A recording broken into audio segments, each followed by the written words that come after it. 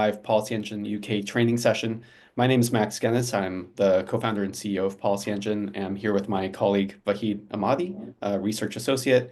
We're going to be talking about two really exciting developments in our free open source software platform for policy simulation. So one is behavioral responses. We launched this actually back in November, but we didn't really do a full deep dive into it with some of the overview like we're doing here in these monthly training sessions. So Vahid will talk about our progress there. I'll talk about some of the opportunities we see to make our microsimulation model capture even more of not just the direct day after effects, but also how policy can affect behavior in terms of labor supply and capital gains realization, and even the broader economy. I'll then turn it over again to Vahid to talk about our work on childcare subsidies. So this is one of the core programs that's sort of lingering, not part of our model. We have all the individual tax programs, all the main benefit programs like universal credit, but we haven't had some of these other childcare subsidy programs, which contribute both a lot to net income and also work incentives in some cases. Um, and then finally, we'll wrap up looking at some of our future launches, especially local area analysis, which we talked about at last month's session, but will finally be launching later in Q1.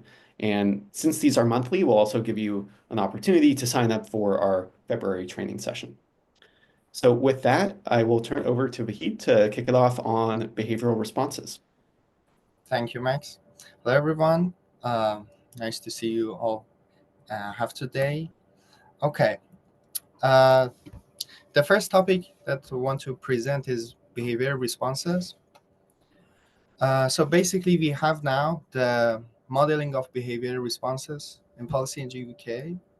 So basically, in behavioral responses modeling, we want to capture how people respond to a policy reform and policy changes through the behavioral responses. To gain that, we need to actually focus on three main responses, two for labor supply and one from capital gain tax supply responses, sorry. For the labor supply, we actually need to see the income effect and separately substitution effects. To actually implement these kind of effects, we need to stick to some quantitative parameter to model that. So for doing that, we need to first define our structure around the elasticities, because elasticities basically says that how strongly behavior changed. Okay. In our modeling, on the web app, the user can easily use our framework for the behavioral responses. Every user can set their own elasticity parameter, or I will provide some information about the evidence-based defaults elasticities rate that we already implemented in our modeling. So basically, they can set their own parameter, or they can use the default rates. Okay, for the first one, the income elasticity. Basically, it says that how people adjust their working when their net income changes. Okay, so at PolicyEngine, we are using a default rate based on Congressional Budget Office estimates is minus 0.05 income elasticity. This is the default rate that we are using in our implementation. I will show you then an example how you can use in our web app. It says that a 10% rise in the net income leads to a 0.5% drop in work. Okay, so these assumptions is similar to Office of Budget Responsibility estimates, as I put also a kind of table here for you to see how the CPOs models and use the substitution elasticity and also income elasticity. Here, you can see that we have a kind of heterogeneity in the sense of, for example, decile of income and also is he or she the primary earner or secondary earner? So the second one, the substitution elasticity, basically measures how people adjust their work when they reward for working changes. Okay. For the default rate here, we assume we have 0.25 substitution elasticity parameter by default. So again, it says that by 10% reduction in marginal returns leads to 2.5% less work. Okay.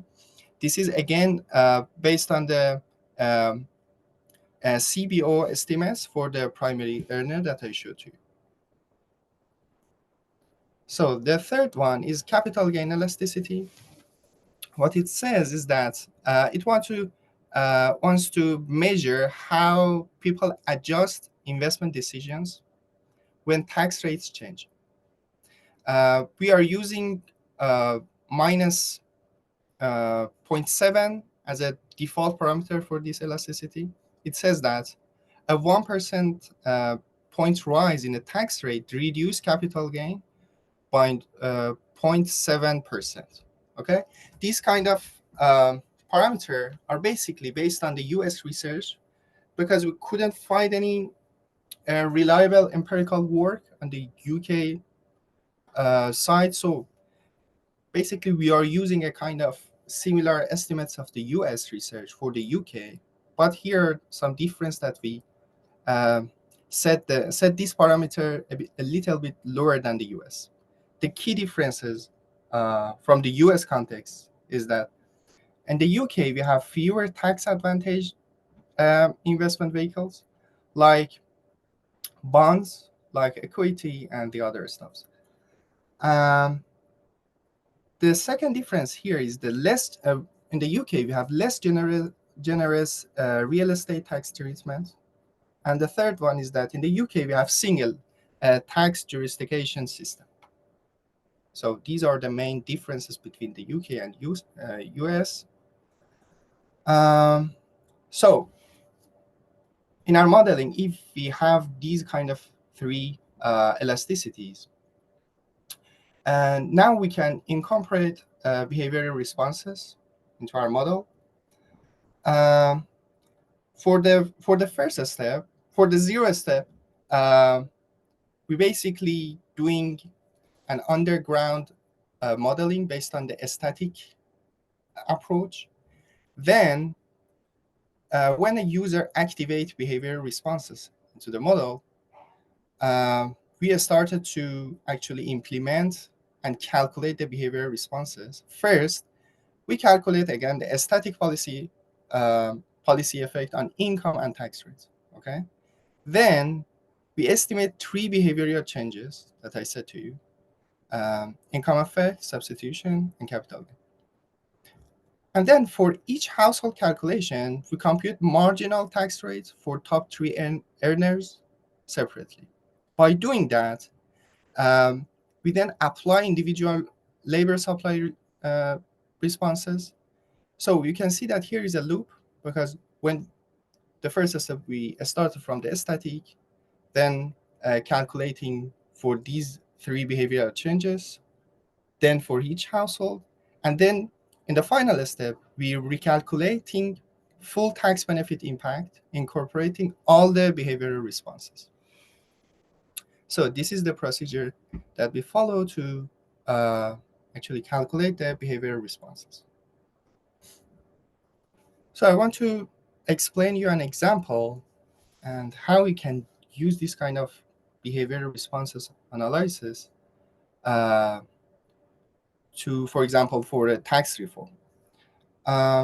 We analyzed the 2024 capital gain tax reform using both static and dynamic assumptions. Okay, for the dynamic, I just include the capital gain elasticity. So this reform was about increasing the basic rate of capital gain tax from 10% to 18%. And also we have different rates for the capital gain. It's the higher and additional rate.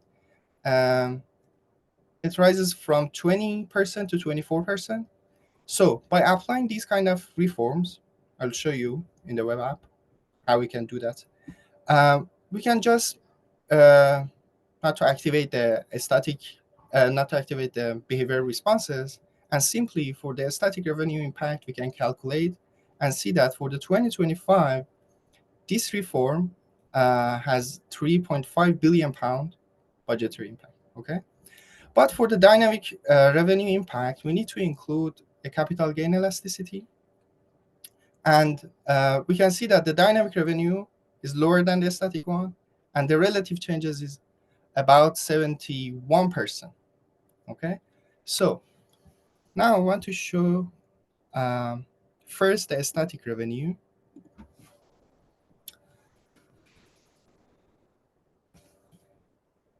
So basically here, yeah, you can just edit the capital gain tax from what's already defined in the system to the parameter that you want. For example, the capital gain tax additional rate is 20 to 24%, and the basic rate from 10% to 18%. Let me just show you how we can define it. Okay, capital gain tax basic here. So you can just manually type and search for the capital gain tax, and or you can search from these categories to find them. So for example, the capital gain tax basic rate, you go for the HMRC and then capital gain tax, and then you can find it.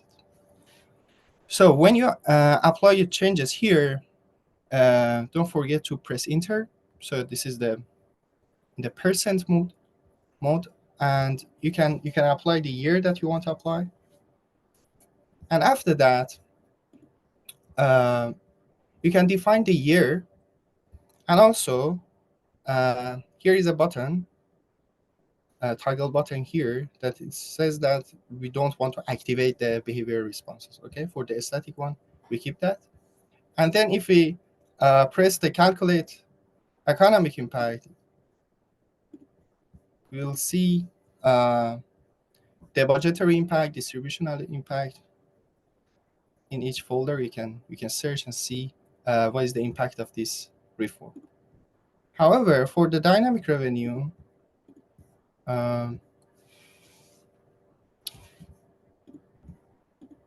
again, you can enter to the website and look for the parameter that you want to change. And again, here, you want to change the capital gain tax rates. And also, we want to change the capital gain elasticity here. Again, you can just go for it and find it between the folders, or you can just search the capital gain elasticity here. This is in the simulation folder, capital gain responses, and this is here.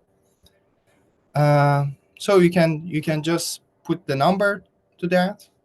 A good exercise here, you can actually calculate for different range of elasticity number and try to make a plot of budgetary impact versus the different amount of the elasticity factor. Yeah, this is one way to do that. The other way is that just to turn this toggle on and activate the behavior responses. By doing that, you are applying the default rates as we explained. Okay, you can just simply turn on these behavior responses, and the web app is now trying to calculate the dynamic approach. Okay.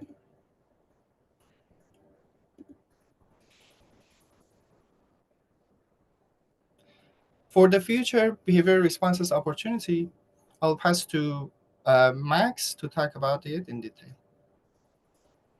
Yeah, thanks, Vahid. So as you see, we now support a pretty wide range of customizable effects in terms of mapping labor supply. So if you change someone's marginal tax rate, either through the tax or benefit system, that will affect how much they choose to work based on the empirical literature. And also, if you give them more resources or reduce their resources, that will also affect their labor supply. And if you affect their marginal tax rate with respect to capital gains, that will affect how much of those capital gains they realize. So we have modeled that currently around elasticities that the US Congressional Budget Office provides. And that is a subset of the ways in which people respond here. So, for example, we sort of bring in together what's called the intensive and extensive margins, where people might change their work based on entering the labor force or withdrawing from the labor force, or conditional on being in the labor force, they might change the number of hours they work. So we sort of lump those together. We'd love to separate them out. So we haven't started building these things yet, but these are sort of on the broader roadmap as we expand our behavioral responses. And in particular, for the UK context, we want to follow some of the heterogeneity that the Office of Budget Responsibility has identified in their own elasticities. So they don't just split it out by intensive and extensive margin, but they also have different responses for primary versus secondary earners. CBO has that too for the substitution elasticity, but they don't think there's heterogeneity with respect to the income effect there. However, OBR also has age and education specific elasticities. So there's a lot of heterogeneity that we think we can exploit. And this will just make our predictions more accurate when it comes to policies that might affect specific age or education kind of subgroups disproportionately. And just to give you a flavor of how OBR thinks about this, so we see here also there's a column for the substitution effect and the income effect. So those elasticities are heterogeneous, especially the substitution elasticity. And this is where US and UK results in empirical literature do align. You see a lot more heterogeneity. For example, children or parents of children who are young have significantly higher substitution elasticities than those without young children. And this kind of makes sense. They're going to be very sensitive to their childcare needs, for example.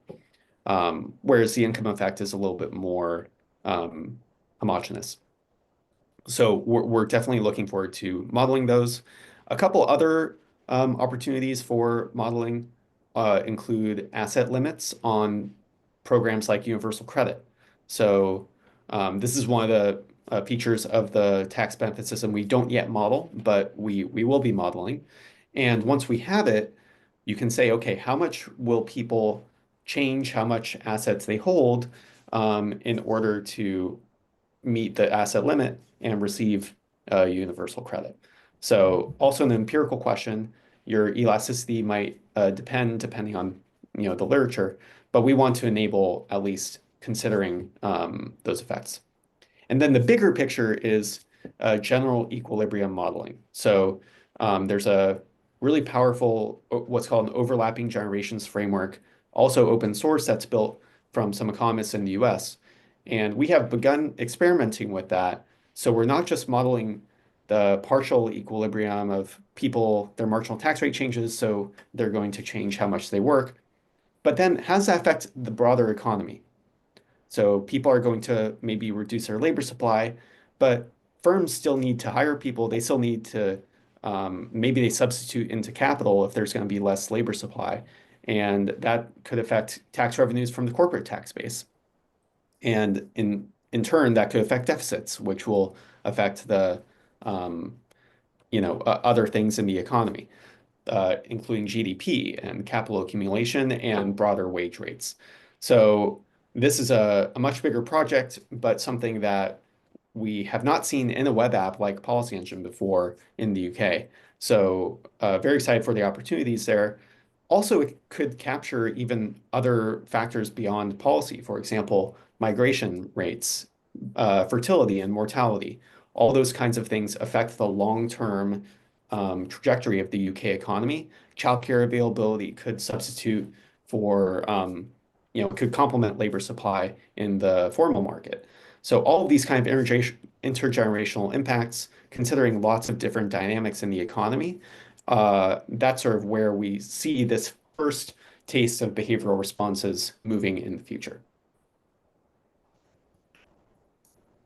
And pass it back to Vahid to chat about our childcare subsidy work. Yeah, thank you, Max. Just to completing the behavior responsive discussion, actually, we have a blog post on behavior responses. So, in more detail to our discussion, we have a kind of blog post to why we choose this kind of parameter. We have a kind of example here, so feel free to just check this blog post and communicate with us. And okay, yeah.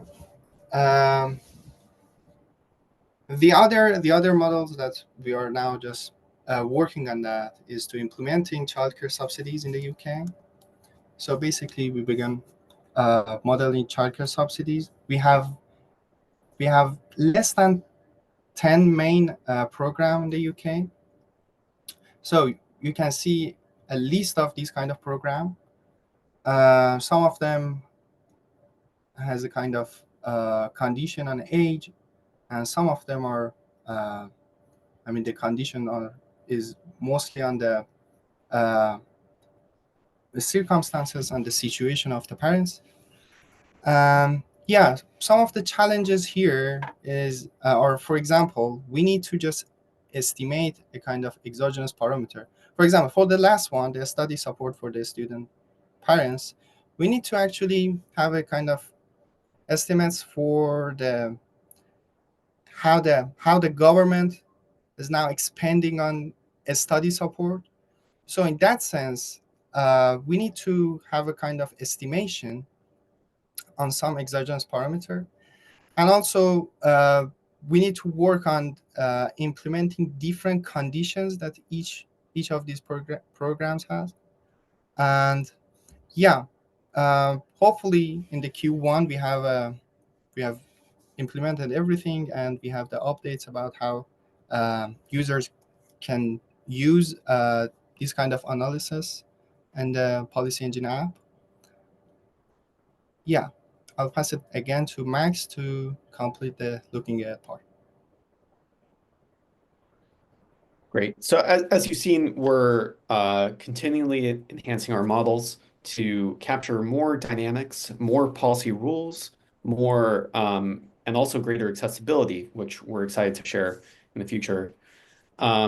We are also working on probably our biggest enhancement in terms of microdata to date. So there's sort of three different sections to a microsimulation model. One is the rules, the second is the data, and the third is the behavioral responses. And we have now completed a prototype of having not just weights for the data nationwide, but also for every parliamentary constituency and local authority. So you can see our December 2024 training for more information on this. But in terms of what this will enable, imagine there's a new policy reform that's being discussed, and you can estimate the poverty impact or child poverty impact, the share of people who come out ahead and behind, not just nationwide, but in every parliamentary constituency. That's the kind of feature that this new feature will enable and that we're going to launch later in Q1.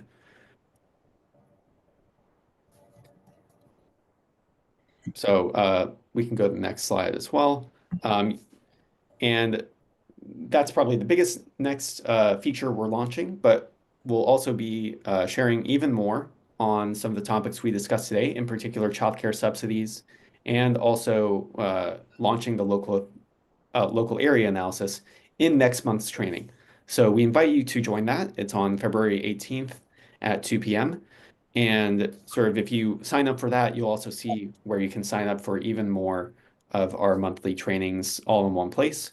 And also, we're really grateful to the Nuffield Foundation for supporting the research that you've heard about today and also these training sessions themselves. So Thank you again very much for joining us today, and we look forward to taking any Q&A from the audience.